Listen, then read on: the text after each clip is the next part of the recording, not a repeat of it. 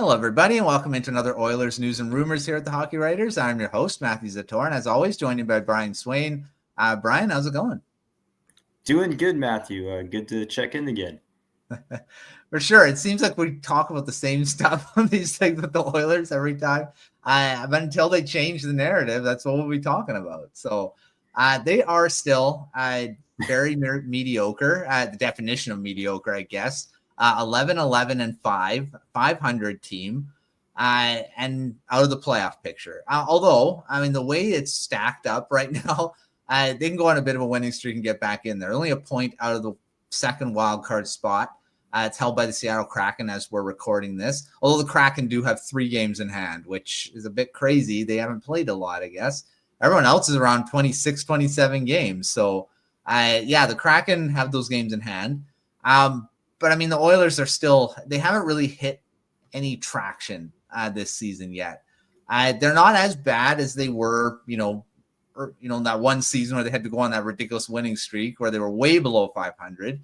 So still hovering. They're better, I guess, but not at the same time. Well, they haven't – their worst hasn't been as bad as their worst was 2 years ago, but they also started to turn the corner by this point. They had started to turn the corner by this point 2 years ago too.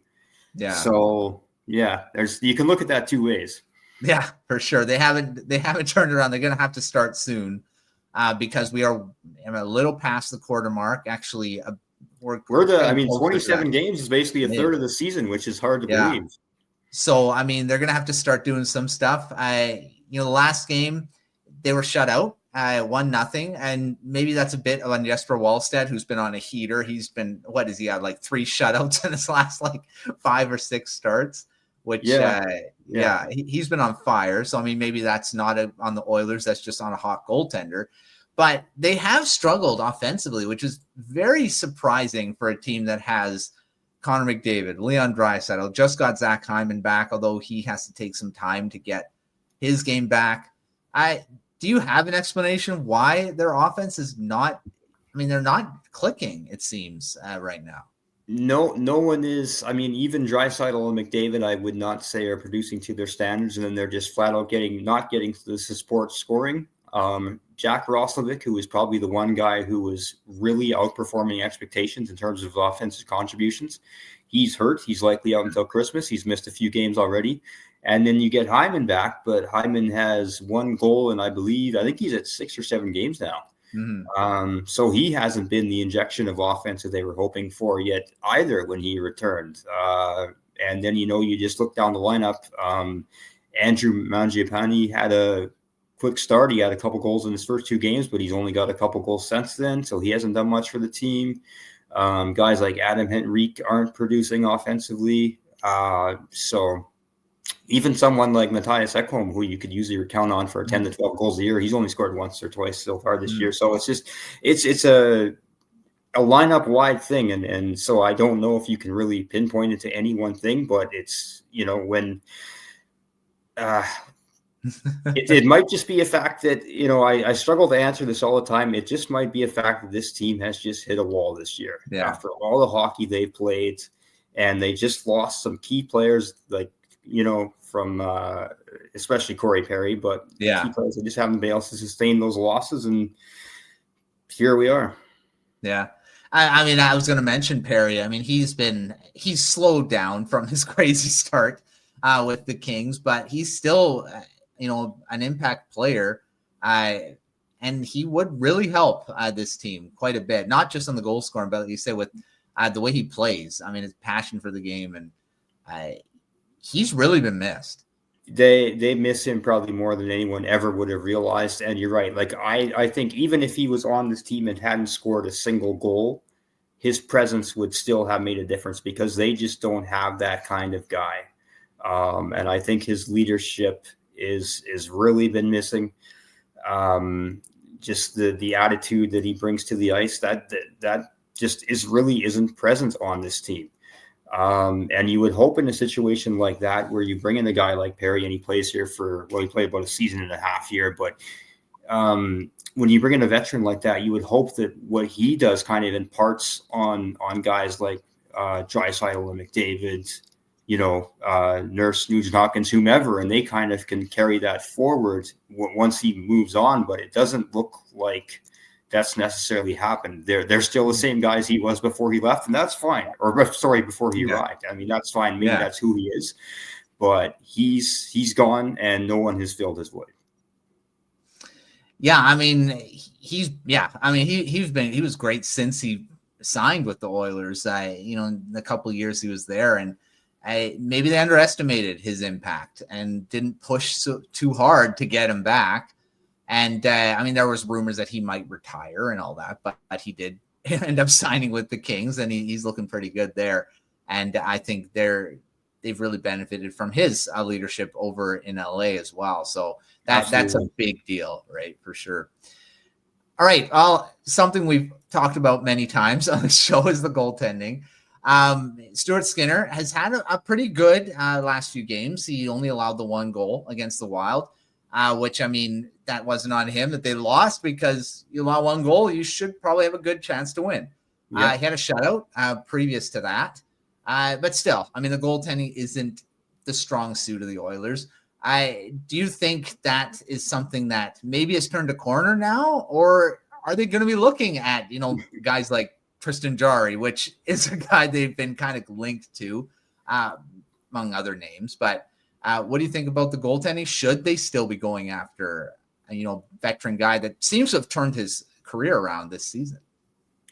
Yeah, I think they could stand to use an upgrade in goaltending. Obviously, Skinner, I think, has been very good his last couple games, and that might be a sign of him turning the corner. But again, I think, as we've talked about before, you kind of know what you're going to get with Skinner. You've been on this ride with him for 2+ years now, with him as the number one goalie, and it's gotten you almost to the top of the mountain. So whether you think that this roster, if Skinner kind of can maintain some of or consistently play how he has the last couple games, I think that can be good enough to get this team to where they want to go. I think something needs to be pointed out too is that the defense has been significantly better. The defense has probably played its best 2 games, these last 2 games. So it goes hand in hand. It's Skinner's, the fact that Skinner's only allowed 1 goal over the last 2 games combined coincides exactly with that too. So because with the way the defense was playing earlier this season, I don't think it would matter what goalie you put back behind that defensive core. It was going to be an issue. Having said that, lots of rumors around town. Like a week ago, I think people were convinced Jordan Binnington was coming here. I think people are still kind of convinced that. And then the Jarry rumor has come up again. And Jarry, obviously, there's the natural connection with him having played here for the Oil Kings. Yeah. That makes that rumor, I think, automatically pick up that much more steam. I was on the Oil Kings beat back in the day when Jarry was with the team in the Memorial Cup season in 2014, and then again when he was still around in 2015. I can say too, even back then he had, I think, what would be the perfect demeanor for a team like this, and to play in this market. Like, nothing gets him rattled, and that was a team that went through a lot of adversity, and I was always impressed with how he handled it. Like I say, as really a kid back then. So I can only imagine now as an adult what he would be like. I think he could definitely handle everything that's going to come with playing in this fishbowl. So if they're going to look to a guy, I think that's someone you could look to as not only someone that you could maybe think could thrive here, but is also realistically attainable in a trade scenario, because there's not that many goalies out there. Number one, on the market, and then number two, how are the Oilers going to get them? People come up with all these great trade proposals or suggestions or targets, I should say, but it's like the Oilers have traded away so many of their assets and draft picks and future considerations. They're not dealing with a lot to work with here, so they're going to have to get creative if they're going to go out and acquire a goalie of that caliber. But then I'd even ask you if in the grand scheme of things, is Tristan Jarry really that much better than a Stuart Skinner? Yeah. I don't know. I don't know if that might just be more of a lateral move. Yeah. Which is apparently that's not what they want to do. If they are making a move, they're not wanting to do a lateral move. They want to upgrade it. And is he better? He might be the same. I mean, he really, like you say, last season he wasn't that good. He hasn't been that good. Penguins are playing better defensively as well. So maybe he's just a byproduct of them playing a better team game. Well, I think you can look at that probably both ways too, right? His down years might have been more to do with the fact that the team wasn't playing as well in front of him, and now it goes the other way. So, yeah, I don't know. And I honestly, I know Binnington has a tremendous reputation. He's got a reputation as a big game goalie, right? Yeah. He's won the Stanley Cup and he's won the Four Nations. Yeah. And he's going to be the number one for Canada, the Olympics. So I know he's got that reputation as a big game goalie, but his numbers are no better than Skinner's are in the regular season over the last few years. So again, I don't know if that's necessarily much of an upgrade either, other than probably you probably feel more confident going into Game 7 of the Stanley Cup final with Binnington than you do with Skinner, but you got to get there first. Yeah, for sure. And that's not right now. That's no guarantee. They're hovering. Well, again, it's close. It's not like they're way out of it, but yeah, it's going to be interesting to see where this all goes, because it doesn't sound like a move is imminent at all with the goaltending, but it seems to be every day there's a new goalie that they're apparently looking into. Yeah. And this will continue as long as, unless Skinner suddenly turns into, prime Patrick Waugh or Marty Brodeur here in the next 2 months. That's the way it's going to continue to go, and we'll go that way up until the deadline. But I think that the Oilers are waiting it out. Like, I think if there is going to be not saying that there won't be a move made to acquire a goalie, but I think if it happens, it will probably be more likely in February or March or whenever the deadline is this year. I guess it's in March this year. So yeah. One thing, this just came up, but why aren't they utilizing Connor Ingram at any point here? They got him. He hasn't played a game with the Oilers yet. Is there reasoning for that? Or they seem to have gotten a goalie, but they haven't even tried him yet. So I'm not really sure on that one. Yeah. And neither am I. If I could give you an answer on that question, I would, but yeah, and you know what? There's been no signs of, there really hasn't even been a lot of talk of him bringing him up here to even, maybe caddy for Skinner for a couple games and see how he does. So I don't know. He's kind of, he hasn't exactly been playing, lighting it up that's true. Yeah. In the AHL either. So yeah. It's an interesting thing to really keep an eye on as well, which I thought they might try him out, but yeah, we'll see how that goes. All right. One guy that has really made an impact, he was a bit quiet in the last game, but he has been playing pretty well, and that's Connor Clattenburg, which they love their Connors in Edmonton. He's played pretty well. I wrote an article about him and making an impact in that bottom six. Yeah, I did write an article about him, and then he had last night against in the loss to the Wild, he went out and coughed up, had a bad turnover earlier in the game, and pretty much was stapled to the bench the rest of the way. Yes, so I must have jinxed him. But over his first 3 games before that, he had some insane numbers. He was only playing about 7-8 minutes a night anyway, and he had over his first 25 minutes on ice, he had 13 hits. He was just he drew 3 penalties. He got into a fight. He scored. This was everything that. This was the kind of stuff that Corey Perry brought to the team that no one else can bring. And for the fact that he would be in there playing only 8 or 9 minutes a night on the as a rookie, a 20-year-old rookie, mind you, on the 4th line, and be able to leave that kind of impact on a game was, I thought, just spoke volumes, not only to him, what kind of player he is and can be, but to what the Oilers were missing.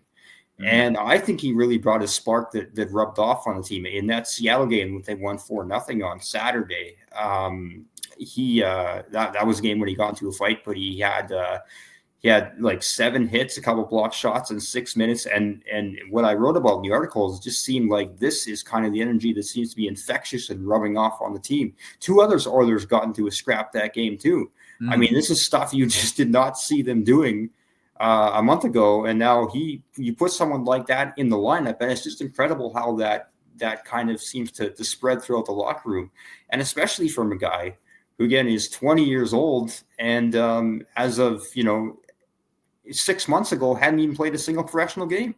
He was still just a late round junior pick. So I'm really impressed, and I just think it's been interesting. It's been a really interesting case study.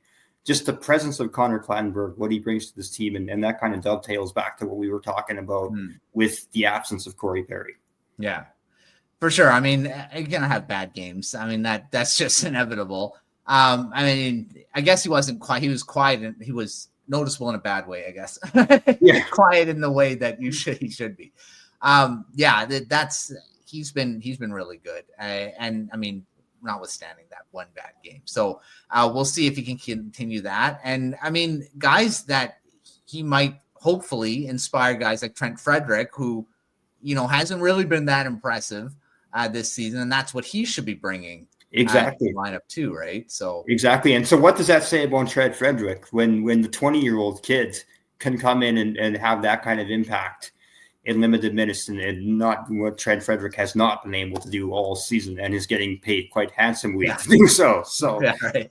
For a long time after this season. For a long time, yeah.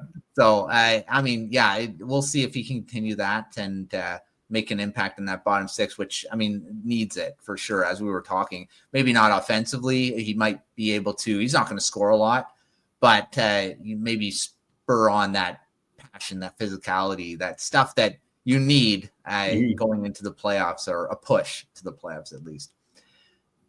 All right. I mean, we mentioned the injuries. Jack Roslovic is still out. Kasperi Kapanen unfortunately suffered a setback in his recovery. And he was a spark plug in the playoffs. It really hasn't been, he hasn't really been available this season too much, but these two guys, could they make an impact? Maybe that's why also they're not playing as well right now. They're missing Roslovic. Like, Roslovic has been the guy that when on those nights when McDavid or Draisaitl don't score, he's been the guy who has gotten that big goal for them this season. And in a game like the 1-0 loss to Minnesota, that's exactly where someone like him could have been the one that potted that goal. So they're missing him already. Like I say, it's only been a few games, but it's noticeable, and it's the most recent I heard is around Christmas time is when he'll probably looking at being back. So I think that's close to, I want to say 9 games for the Oilers. Yeah. They pretty much play every second night here for the rest of the month. So they're going to be without him for a good stretch of games here yet. So yeah, they're going to miss him, and he'll be welcome when he comes back to the lineup for sure. For sure. And as far as like you're right, he hasn't had a chance to play yet this year. So they're missing him too. But every team is dealing with injuries, right? Like, show me a healthy roster in the NHL. Yeah. So I kind of bristle when people kind of use that as, it's just because they're missing these guys that they're struggling. You know what? Every team has to deal with this kind of situation, and some seem to handle it better than others. Yeah. And you need the depth to step up. It's the next man up mentality. That's a cliche, but that's what you need. You need the next guy to come up and make an impact. And that's where the depth comes in, and every team needs it. Sometimes they're stretched a little thin with some teams where how many injuries you get, but it's tough, and some guys just have to step up. And there's quite a few that fall into that category right now for the Oilers. And that kind of leads into the last thing we're going to talk about is that when should fans be worried about missing the playoffs and not getting to that third chance at a Stanley Cup final, which right now, if you ask most people, is that seems like a very far in the distance possibility. I don't know. Maybe some people have already hit the panic button on it.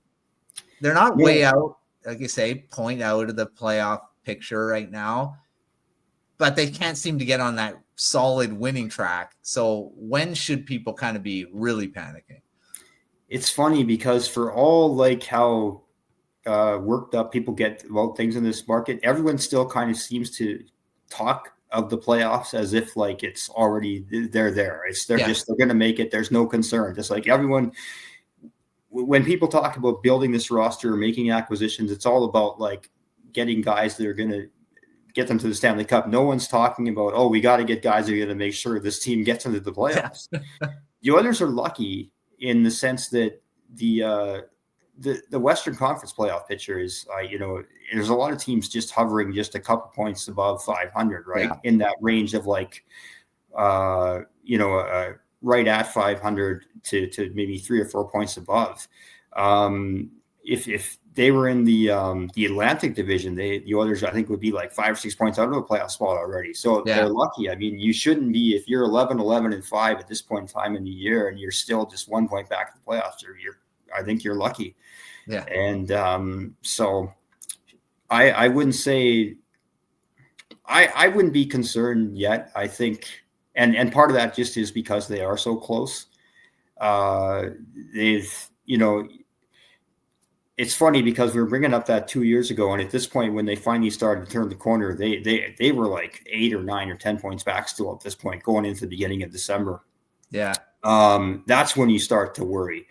So even though the team maybe isn't where you want them to be, they're benefiting from this kind of mediocre Western Conference playoff picture, and they're right there. So, and if they do figure it out and get on a heater for even just 4 or 5 games, then they probably move up the standings a little bit. So, I mean, even the Canucks really aren't out of the playoff picture, so to speak. Which is very interesting because they are 5 points out right now, 10-14-3.